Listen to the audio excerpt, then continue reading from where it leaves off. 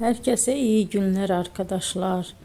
Bugün sizler için sevilen oyuncularımız Can Yaman ve Demet Özdemir'den çok romantik fotolarını sizler için hazırladık. Onlar Erkenci Kuş dizisinde başrolları paylaşmış ve sevgili olmuştular. Ve dizi bittikte yollarını ayırdılar. Can Yaman İtalya'ya gitmiş. Orada yeni dizide rol almış arkadaşlar. Biz de sizler için onların en romantik karelerini hazırladık. Arkadaşlar kanala abone olup yorum yazsanız, videoları sona kadar izleseniz çok sevinirim. Hoşça kalın. Bizden bu kadar arkadaşlar.